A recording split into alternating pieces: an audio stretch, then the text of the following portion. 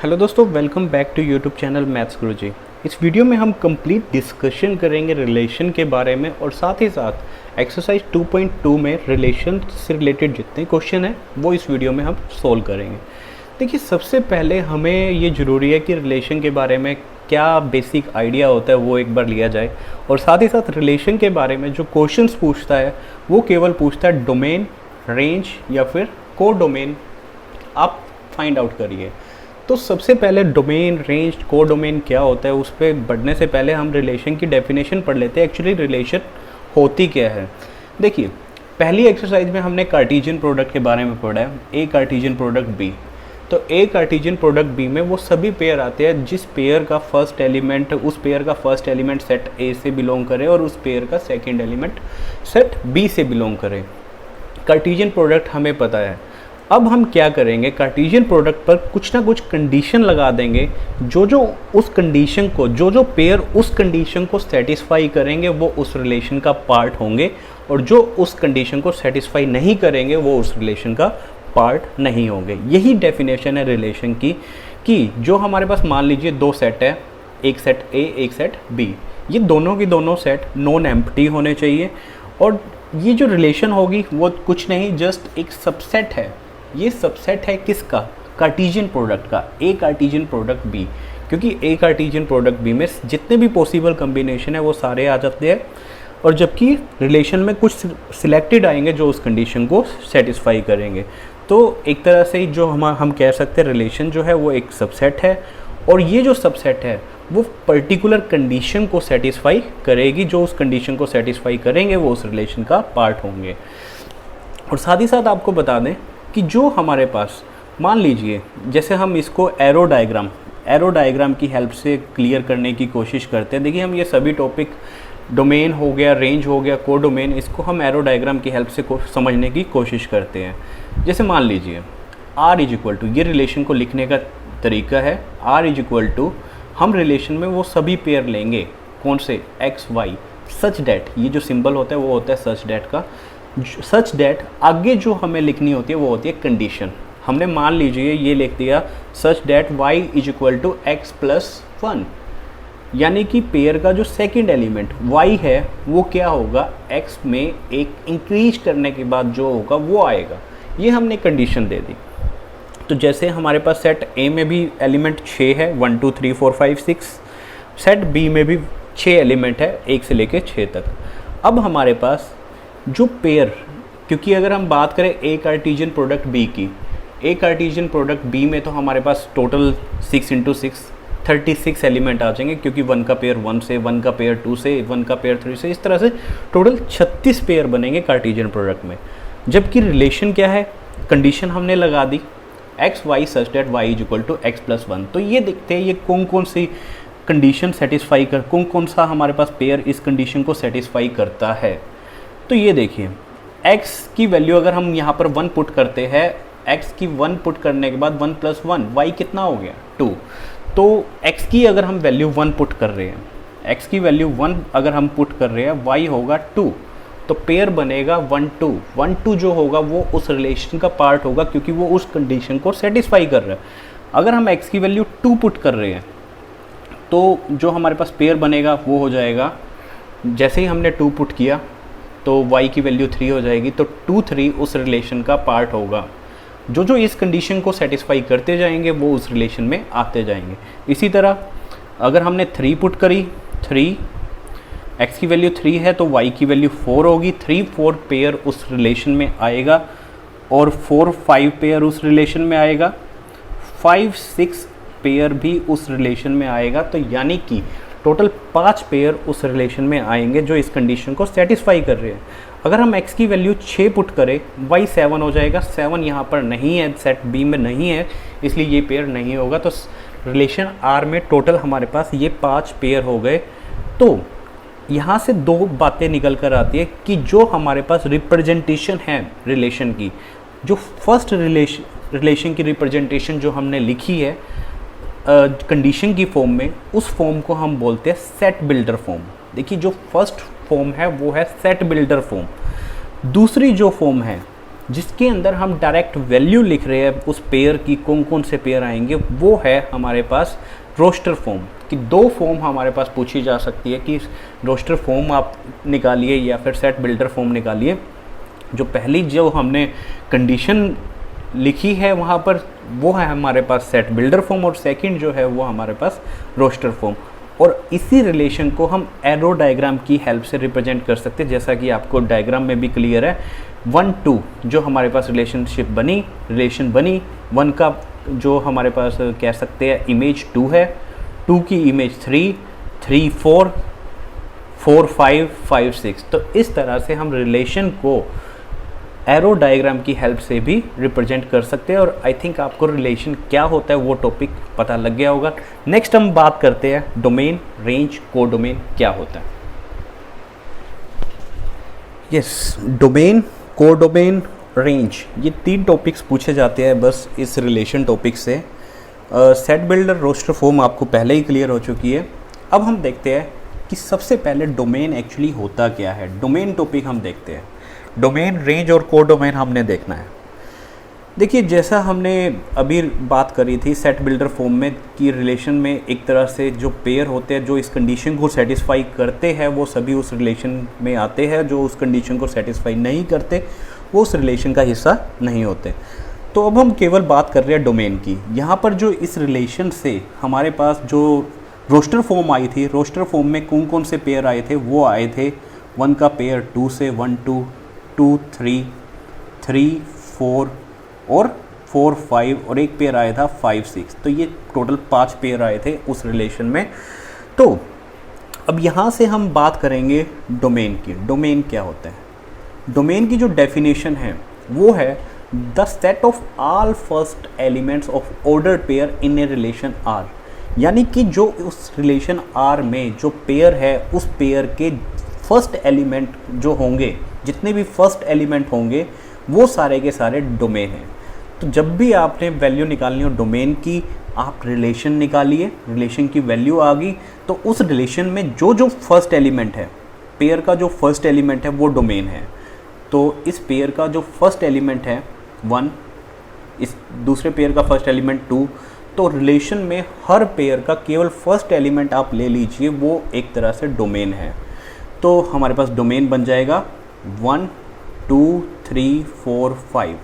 ये जो सेट बन गया वो सेट किसका है? डोमेन का। यानी कि रिलेशन में जो भी पेयर बने हैं उसका फर्स्ट एलिमेंट डोमेन है। और अगर हम रेंज की बात करें, जो भी रिलेशन में पेयर बने हैं उस पेयर का जो सेकंड एलिमेंट होता है वो होता है रेंज। तो हमारे पास यहाँ से जो रेंज की वैल्यू आ जाएगी, रेंज यानी कि रिलेशन में पेयर का सेकंड एलिमेंट। तो रिलेशन में जो पेयर का सेकंड एलिमेंट है वो है 2 3 4 5 6। तो इसी क्वेश्चन में रेंज बन गई। देखिए, हम एक एग्जांपल की हेल्प से ये सभी टॉपिक कर रहे हैं। डोमेन भी आपको क्लियर हो गया, रिलेशन में पेयर का फर्स्ट एलिमेंट। रेंज की बात करें तो उसी रिलेशन में जो भी पेयर है उसका सेकंड एलिमेंट। तो 2 3 4 5 6, 2 3 4 5 6। तो ये जो सेट बना वो बना रेंज का। अब एक छोटा सा टॉपिक आता है कोडोमेन। कोडोमेन क्या होता है? तो आप जस्ट इतना समझ लीजिए, जो भी ए से बी रिलेशन है तो बी सेट में जितने भी एलिमेंट है वो सारे के सारे कोडोमेन होते हैं। तो यहाँ पे कोडोमेन हो जाएगा 1 2 3 4 5 6, सभी के सभी एलिमेंट कोडोमेन होंगे।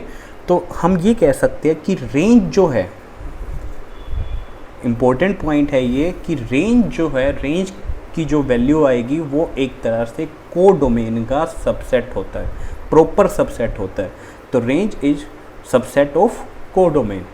तो क्योंकि कोडोमेन में तो बी सेट के सभी एलिमेंट आ जाएंगे, जबकि जो हमारे पास रेंज है, रेंज में केवल वो एलिमेंट आएंगे जो रिलेशन में पेयर का सेकंड एलिमेंट आया। तो 2 3 4 5 6 इस क्वेश्चन में हमारे पास क्या है? वो है रेंज। और जबकि 1 2 3 4 5 6 ये सभी के सभी एलिमेंट वो क्या है? कोडोमेन। तो आइए क्वेश्चन स्टार्ट करते हैं एक्सरसाइज के फर्स्ट क्वेश्चन। तो देखिए, फर्स्ट क्वेश्चन जैसा कि आपको विजिबल है, सेट ए आपको दे रखा है। सेट ए में जो हमारे पास एलिमेंट है वो है 1 2 3 4 अप टू 14। 1 से लेके 14, टोटल 14 एलिमेंट हो गए हमारे पास इस सेट में। Define a relation R from A to A, यानी कि जो हम रिलेशन बना रहे हैं, एक तरह से रफ डायग्राम आप बना लीजिए दिमाग में। जो रिलेशन बनने वाली है वो बनने वाली है, यहाँ पर कोई दूसरा सेट नहीं है, वो बनने वाली है ए से ए, यानी कि ए सेट जहाँ 1 से 14 एलिमेंट है और दूसरे सेट में भी 1 से लेके 14 एलिमेंट है। तो ए से ए जो रिलेशन बनने वाली है वो किस कंडीशन, जो कंडीशन हमें गिवन है वो हम देख लेते हैं कि कौन सी कंडीशन गिवन है। आर इज इक्वल टू, यहाँ पर कंडीशन गिवन है R is equal to x y such that 3x minus y equal to 0। जो इस कंडीशन को सेटिस्फाई करेंगे वो उस रिलेशन का पार्ट होंगे, जो कंडीशन को सेटिस्फाई नहीं करेंगे रिलेशन में नहीं आएंगे। और रिलेशन में आपने ध्यान रखना है, ये जो पेयर बन रहा है, पेयर का फर्स्ट एलिमेंट भी सेट ए से बिलोंग कर रहा है और दूसरा एलिमेंट भी सेट ए से बिलोंग कर रहा है। तो हम देखते हैं कि इस क्वेश्चन में वैल्यू किसकी निकालनी है। वैल्यू हमने निकालनी है, एक तो हमने निकालना है डोमेन, दूसरा को डोमेन, और एक वैल्यू निकालनी है रेंज। हर क्वेश्चन में लगभग यही होगा, डोमेन निकालिए, को डोमेन निकालिए या फिर रेंज निकालिए। देखिए डोमेन हो या रेंज हो, इसकी वैल्यू फाइंड आउट करने से पहले आप ये देखिए रिलेशन एक्चुअली बन कौन सी रही है। जो आपको गिवन है रिलेशन वो आपको सेट बिल्डर फॉर्म है। इसकी पहले रोस्टर फॉर्म देखिए कि किस तरह से हम वैल्यू निकाल सकते हैं रिलेशन की। हमने वो सभी पेयर लेने हैं। मान लीजिए अगर हमने यहाँ पर x की वैल्यू 1 पुट करी, x की वैल्यू अगर हम यहाँ पर 1 पुट कर रहे हैं 3 इंटू 1 माइनस वाई, तो जब आप सोल्व करेंगे जस्ट आपने इस कंडीशन में x की वैल्यू 1 पुट करनी है तो y की वैल्यू वहाँ से 3 आएगी। तो x की वैल्यू 1 पुट करने के बाद y की वैल्यू 3, यानी कि हमारे पास, क्योंकि हमने जो भी x या y की वैल्यू है 1 से 14 के बीच ही लेनी है, क्योंकि x और y दोनों के दोनों जो पेयर है वो इस सेट A से बिलोंग करते हैं, तो 1 से 14 के बीच वैल्यू आपने पुट करनी है। तो आप देखिए एक तरह से कंडीशन जो है 3x minus y equal to 0 है। 3x इज इक्वल टू, क्योंकि माइनस वाई उधर जाके प्लस का हो जाएगा, 3x is equal to Y. जब हमने x की वैल्यू 1 पुट करी, y की वैल्यू 3x है, जस्ट 3 इंटू 1 3, तो y की वैल्यू हो जाएगी 3। जैसे ही हमने x की वैल्यू 2 पुट करी, x की वैल्यू 2 पुट करने के बाद y की वैल्यू जो होगी 3 इंटू 2 वो हो जाएगी 6, तो पेयर बनेगा 2 6। तो यानी कि रिलेशन में वो सभी पेयर आ रहे हैं जो इस कंडीशन को सेटिस्फाई करते जा रहे हैं। जैसे ही हमने x की वैल्यू यहाँ पर 3 पुट करी, x की वैल्यू 3 पुट करने के बाद जो y की वैल्यू आएगी वो आएगी 9, आप कैलकुलेट कर सकते हैं। जैसे ही हमने x की वैल्यू 4 पुट करी तो y की वैल्यू 4 इंटू 3 हो जाएगा यहाँ पर 12। लेकिन जैसे ही आप x की वैल्यू 5 पुट कर रहे हैं, y की वैल्यू 15 जो है वो सेट A में नहीं है, तो ये पेयर उस रिलेशन का पार्ट नहीं होगा। तो रिलेशन में जो टोटल 4 पेयर बनेंगे वो बनेंगे 1 3, 2 6, 3 9 और 4 12। तो यानी कि हमने रिलेशन की जो फॉर्म है सेट बिल्डर से रोस्टर फॉर्म में कन्वर्ट कर ली। इसको आप एरो डायग्राम की हेल्प से भी रिप्रेजेंट कर सकते हैं। 1 का पेयर जो बनेगा वो 3 के साथ बनेगा, 2 का पेयर बनेगा 6 के साथ, 3 का 9 से और 4 का 12 से। नेक्स्ट पेयर इसलिए नहीं आया क्योंकि यहाँ पर हमारे पास 15 नहीं है। तो ये रिलेशन की हमारे पास फॉर्म होगी रोस्टर फॉर्म।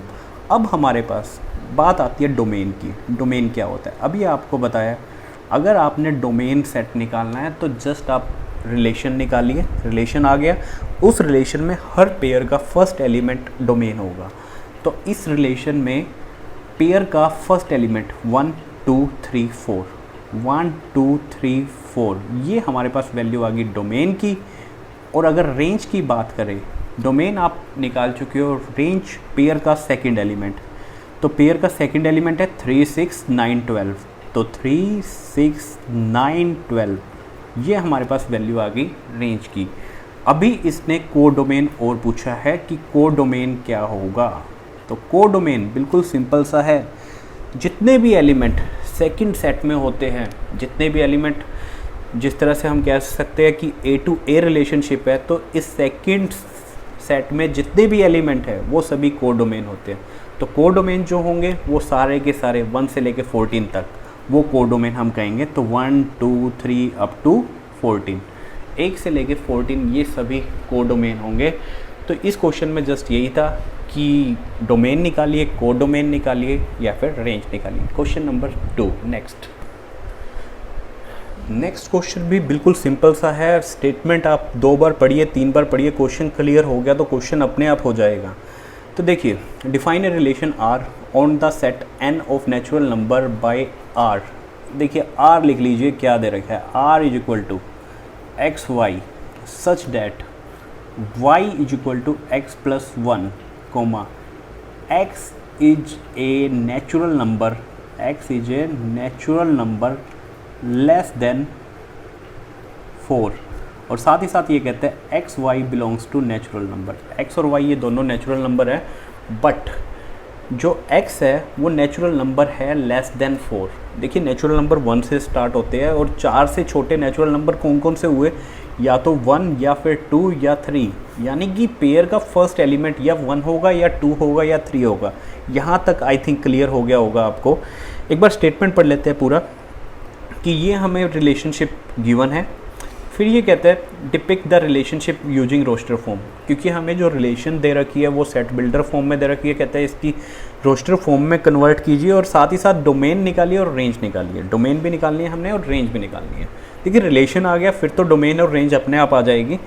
तो यहाँ से हमारे पास ये बात आई कि x जो है वो नेचुरल नंबर है और साथ ही साथ 4 से छोटा है। 4 से छोटे नेचुरल नंबर या तो होंगे 1, 2, 3। तो हमारे पास पेयर का जो फर्स्ट एलिमेंट x है उसकी वैल्यू हमें पता लग गई, या तो 1 होगी या 2 होगी या फिर 3 होगी। और जो कंडीशन दे रखी है y की वैल्यू के लिए, y कितना है, y is equal to x plus 5। y की वैल्यू आप फॉर्मूले में पुट करिए, ईजिली आप निकाल लेंगे। तो रिलेशन की जो हमारे पास जो रोस्टर फॉर्म आएगी वो आएगी जैसे ही हमने x की वैल्यू 1 पुट करी। x की वैल्यू 1 पुट करने के बाद y की वैल्यू होगी 1 प्लस 5 6।